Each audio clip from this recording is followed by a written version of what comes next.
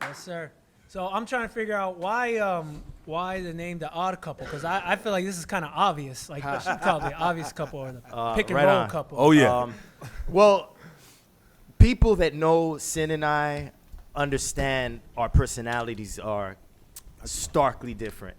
I'm like the perfectionist, needs everything a certain way, super stubborn, closed-minded in some ways, or in a lot of ways. I guess if you're closed-minded, you're just closed-minded. Whereas, but not in a negative way. Like, I'm just like, I'm really firm on what I want to happen and how I want it to happen. Right. So in that sense, like, I don't let things, influence me. But Sin is more open-minded, more free-spirited. If you see us, like, the way we live is, like, completely different. He's like Totally. the slob. He's a slob. He's a slob. So, like, if you see us eating, like, I got, like, mad napkins. Everything's, like, in order. Always perfect. His shit is, like, all over the place, I'll throw shit on the So- floor, all types of shit. Right, exactly. Wait, so when you guys did the Apache routine on your Facebook video, was that at your crib or at his crib? That was my yeah, house. okay, Yeah. so that Yeah. makes sense. Yeah. 'Cause that was nice. Yeah, it early was then. nice. All right. Carpet, Yeah. shoes off when you get to my apartment. That was my crib. Be wood all on the floor, wood Right. be peeled off, all types of stuff. So when we were first connecting, like 2 years ago, around this time, just practicing, we actually didn't have a name, like an official name for this little duo that we formed. And obviously people know our history from the X-Ecutioners and stuff. Yeah. But at some point I was like on my computer hustling, trying to get us some gigs. And it occurred to me that we are so different. I was trying to figure out what to bill us, how we're going to build this whole thing that he and I got going. And the show, The Odd Couple, for those of you that are older than 35 will remember the show used to come on Channel 35 and 11 up. in New York City. The Odd Couple, Felix, Unger, Oscar Madison, they were dudes that broke up with their wives, started living together, and it just reminded me of my relationship with Sin. So, yeah, hence why we call ourselves the Odd Couple. And it works, and it's true. Work. It's not a gimmick. It's just actually true. So it works you out got- great.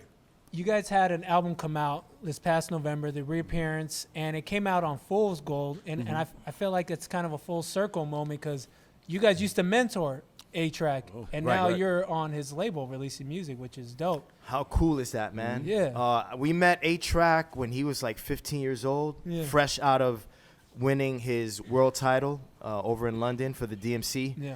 And the DMC is a competition that's held worldwide.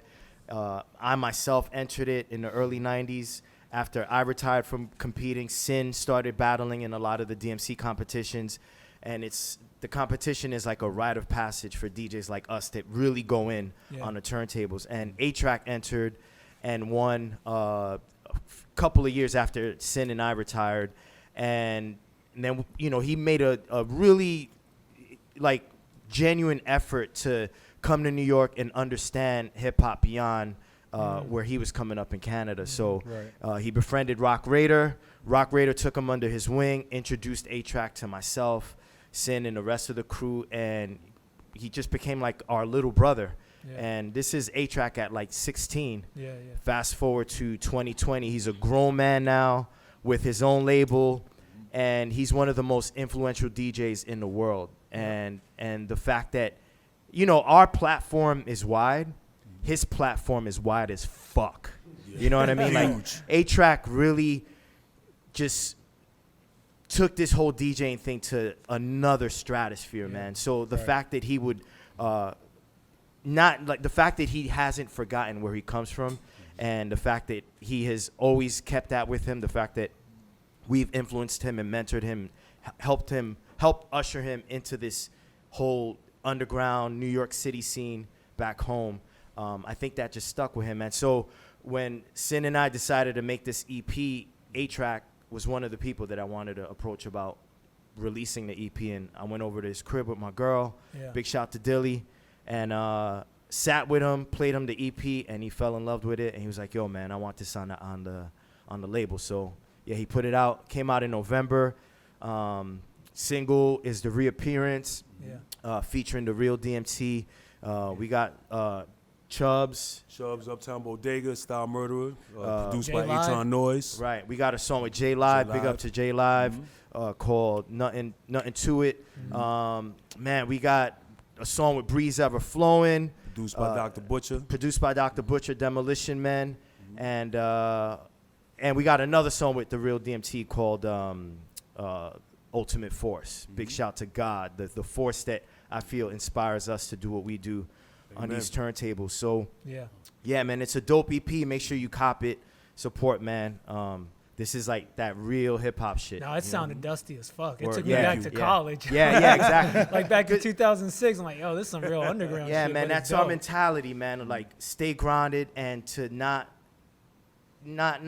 disconnect from our origins, man. Like, even when you watch us, for example, like today, like we were going in on some like straight up golden era hip hop shit, Yeah. like, and that's nothing against the new current hip hop that's out now, but we came up with this like raw, gritty sound, and I just feel like a lot of the younger generation of DJs that play out aren't really as connected or rooted in this era of hip hop. So when Sin and I make music or when we perform, we want to make sure that we stay grounded and we stay true to ourselves. And that's why the EP sounds the way it sounds, and that's why our sets come off the way they do.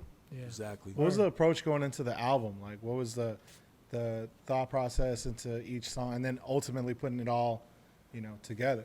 To tell you the truth, the album just came naturally. It just flowed. I hooked up with Rob, went to his house. We had the idea to do it. We did it song by song. Rob laid down some foundation for some songs and was like, yo, Sin, I got this idea. See if you can scratch to it. He had vocals for it. And I came over and I'm like, I can add that here. Sometimes he had the ideas ready. I'm like, yo, okay, I can work with this. So it basically was like just a flow vibe. We just got into it as we went on with the album. Yep. And as the days went on, all that just fell into place. So it was kind of like the feeling of every day and what we were feeling. It was organic. Right. And then bringing this out now, we had an opportunity to have you guys on the show, and we're grateful for that. What's the next kind of steps and extension of the Odd Couple? Is it more showcases or festivals? Like, what's the kind of the vision there? I don't know, to be honest Right. with you. Yeah. Like, we're just taking it day by day, week by week, month by month, man. That's really been the whole process since Sin and I started connecting back in like January of 2018. Literally around this time, 2 years ago, we just decided to get together and practice for fun's sake. Yeah. And that turned into us filming our practice sessions and posting them to social media, Right. Instagram, Facebook, YouTube. And then next thing you know, promoters are DMing me, messaging me, yo, I'm seeing videos of you guys on YouTube, cutting it up, getting busy. That's dope. On Instagram, yo, do you want to come fly out to LA, fly out to Charlotte, North Carolina and perform?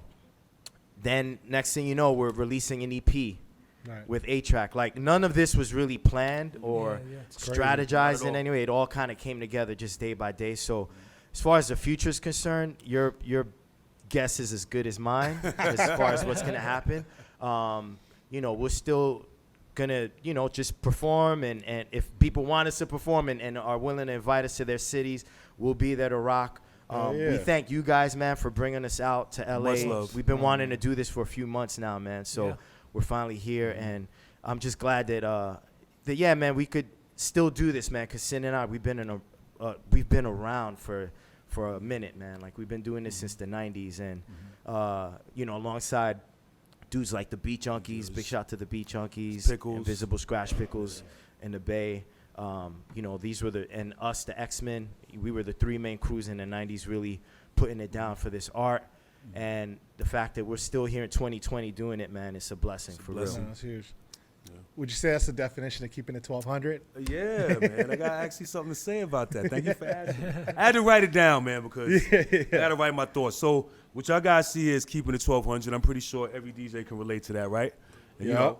So, basically, when they came to me with the idea, I was just all in with it. Like, it just, the concept of it was dope. So keeping it 1200 is basically a movement of DJs, who do what they believe in. They believe in the turntable.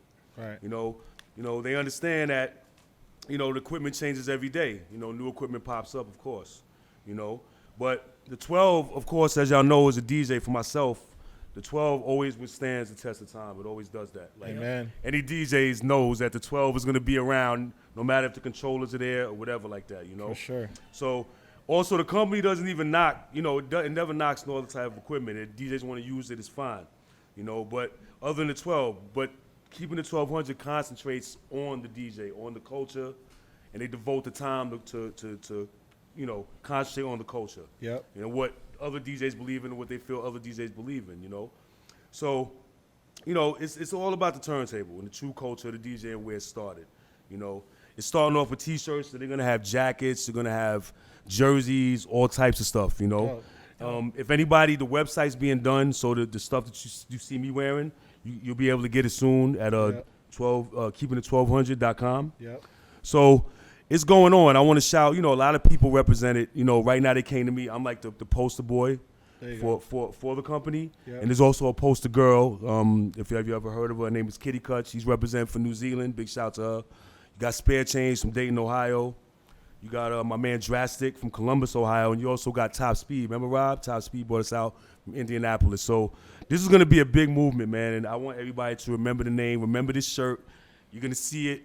And we would just advise every DJ to try to be a part of this culture and keep it 1200 like we do, you know? Right on. That's what's up. You know, I'm always fascinated to hear greats like you guys, to hear your thoughts on the evolution of the battle scene. Right. Obviously dating back to the late 80s to where it is now, with how DMC has evolved, and now that the three styles become a popular thing. What are your thoughts just on everything that's happening now in 2020, just in general? Yo, what DJs are doing now is insane. You got all this crazy equipment that facilitates the ability to do more on the turntables. Yeah. I'm thinking back to when I competed, for example. All we had was a mixer that had 2 up and down faders and a crossfader. Yeah. And we were forced to build and compose our routines with vinyl. Right. So if you were competing on stage and you were running through your set and it skipped, everyone knew it, and you'd have to figure out a way to recover. Right.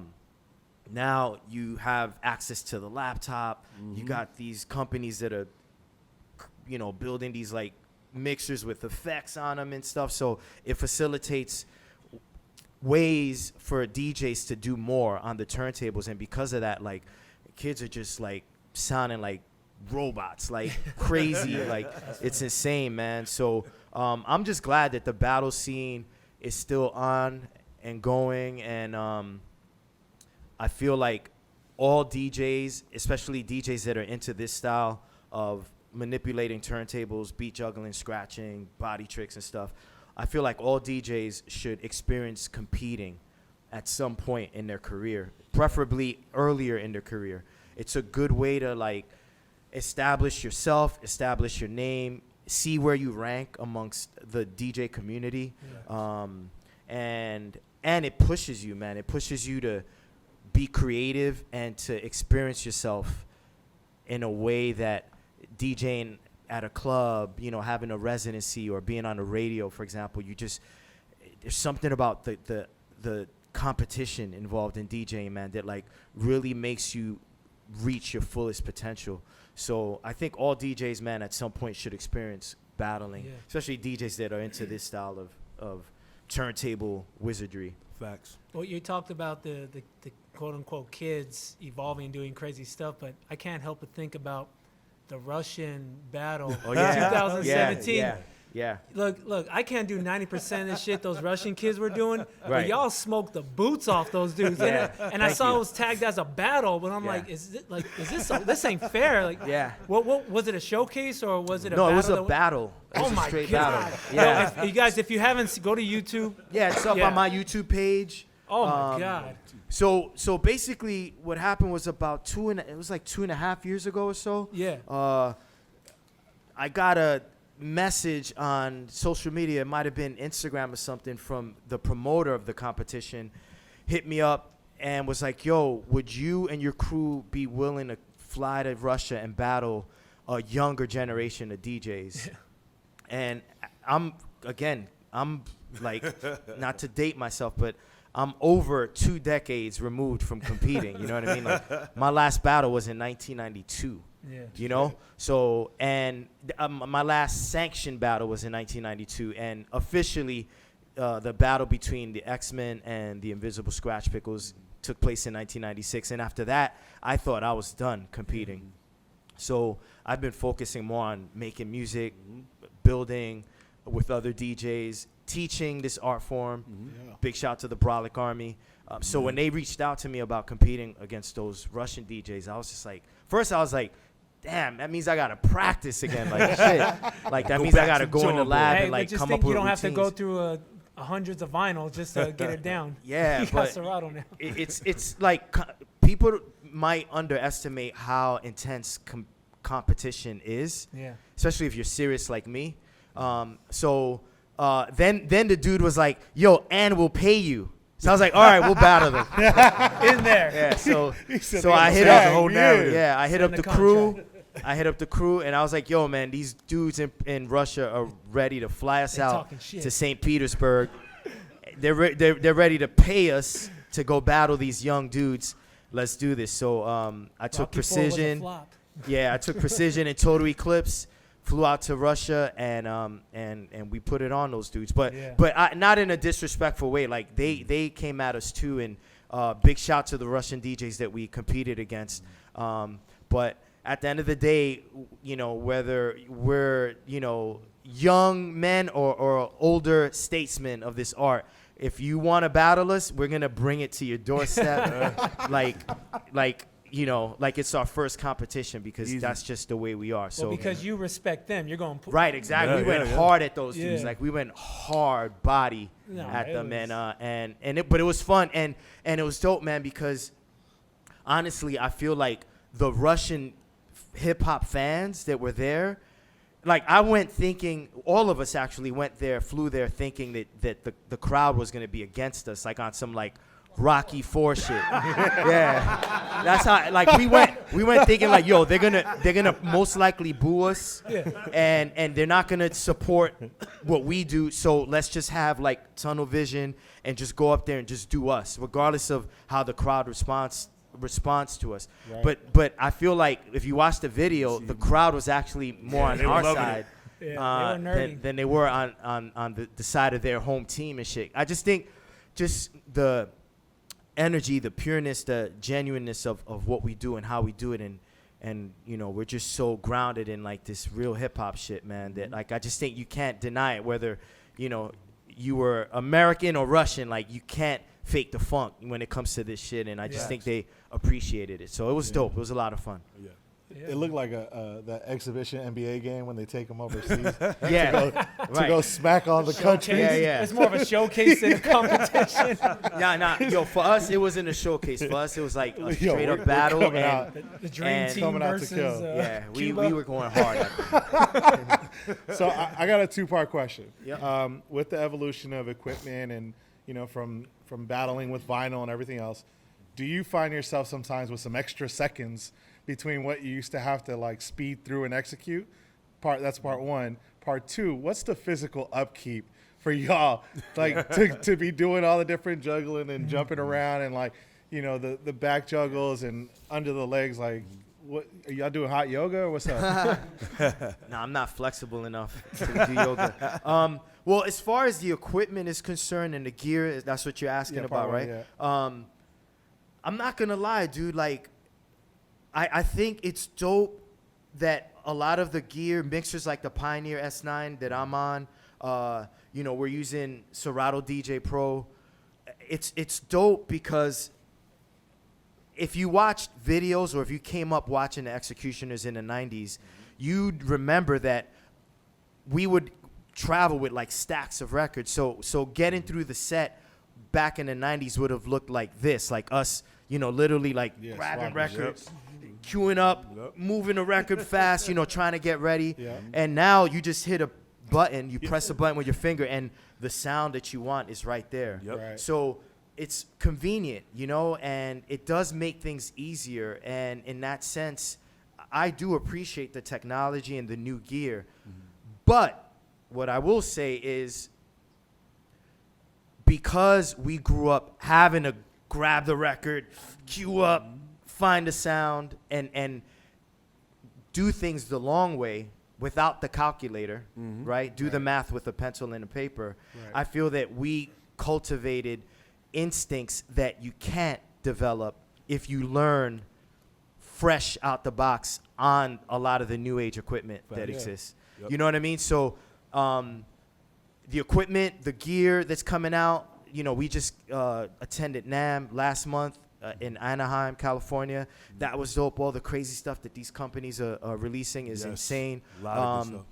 But at the same time, I credit our skill level and what you guys saw tonight from myself and Mista Sinista to what we learned how to do on straight vinyl. Yeah. Yeah. And having to deal with the record skipping. I don't know if some of you guys caught the few instances where like Sin and I made mistakes. Like there were a couple of times where we made mistakes, and it's not like we relied on these flashy lit up buttons to save us. Like what saved us from our mistakes was our instincts. Yeah. Right. And we cultivated those instincts using vinyl, practicing on analog equipment first. So the digital stuff is cool, but I suggest for DJs that are coming up, wanting to get better and reach the level of Mista Sinista or Rob Swift, every now and then, man, practice with vinyl. Go out, buy records. If you can't find a record store to buy records, because that's the excuse a lot of DJs use these days, order the records on Record Discogs or something, you know? Yeah. And practice on vinyl, because that's how you cultivate your skills. And as far as the physical upkeep, I don't know, Sin, what do you think? I mean, we know you're in the gym, but Yeah, like, I'm in the gym. The biceps are here. You know, we're a little older, but Sin, I don't know if you have a little ritual that you do. Well, look, you know, it's it's like I'm gonna be honest with you. Like at this time right now, when I start doing my tricks, as you guys see, like I literally, like after that, like I really feel like taking an Advil, man. I gotta take something. But I left it all on the court. it's like, but the great thing about it, I keep the physical upkeep just by doing like regular calisthenics, walking, and usually my adrenaline pops. So sometimes I don't even feel anything. Like, I think now for me, the physical upkeep is just the adrenaline, like being in a room with you guys or an audience. Yeah. Like, it just naturally, my adrenaline just starts running and I just go. Yeah. So that's how I usually keep my physical upkeep just by, I work off the vibes of the crowd to keep that. And it's just as simple as that for me. Yeah. Yo, I gotta say too, man, Sin, you really impressed me, dude, because I'm gonna keep it real with you guys. Sin doesn't own turntables. Like Sin stays, you know, with his friend, and it's not like they have turntables set up. No And turntables. he comes to my crib ready to go, fired up, and I know kids that DJ that have equipment that it takes them 30, 40 minutes to just get warmed up. Yeah. And Sin cold or get on the set and rip it. You know what I mean? So I think that a lot of that has to do with your foundation, man. Like you built a really solid foundation with this art form, man. And I feel like Sin and the turntables are like one. They're like they have like a symbiotic relationship, you know? It's gonna make me turn red. It's here. real, dude. It's real. Like, yeah, man. So I feel like that's the goal that every DJ should have and aim for, is to like build such a close relationship with turntables that you don't need 10, 15 minutes to warm up. You get up and you just become one with the gear, you know, and do what you got to do. Man, I'm not gonna lie. Growing up, watching you guys, growing up in the DJ community, right, and watching all the videos and trying to get a hold of all the clips that we could on DVD at the time, right? Wow, Damn, thanks. I haven't dropped that in a while. I remember seeing constantly licking his hand. Now, I'm not gonna lie. I think I picked that I'm gonna call it a bad habit, but I picked up that habit from watching him trying to just keep up You with. picked it up? Yeah, and I'm sorry, I got rid of man. it now. You didn't get no dirt in your mouth or nothing, right? I Probably.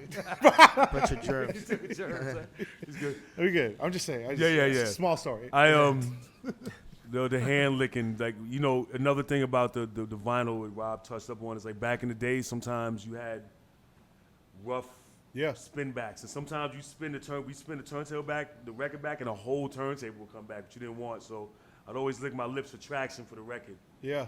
You know, and I always did that. I probably got a little bit of dirt in my mouth at the time, but you know. Sounds funky though. I take it.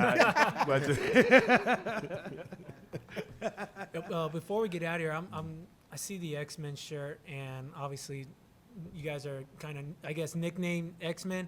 What is it with hip hop and the X-Men characters? Like, what do you think it is? Because, I mean, Green Lantern comes out. Like, there's a connection with, especially the junkies, '90s the hip hop junkies. heads. Junkies too. The Yeah. They got the of lantern course. ring, the Yeah. rings they hang off their neck. Where do you think it comes from? The connection with Marvel. Well, I think DJs are superheroes, man. When you think about what we do on the turntables, just for a second, contemplate what Sin and I were doing.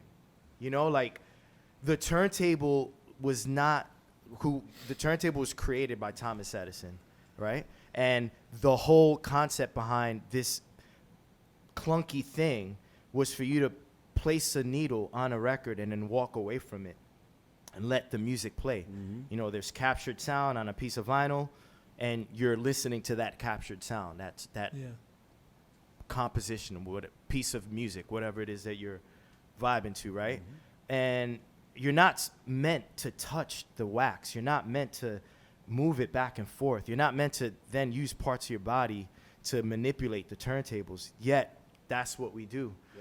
So it's like we defy the odds, you know, like the chance of you making the record skip by moving the record back and forth are very high when you're working with vinyl. Yeah. And we figured out a way to not make the record skip, and that's what makes us the DJs that we are. So it's like we do the incredible, man, and people see that and appreciate it.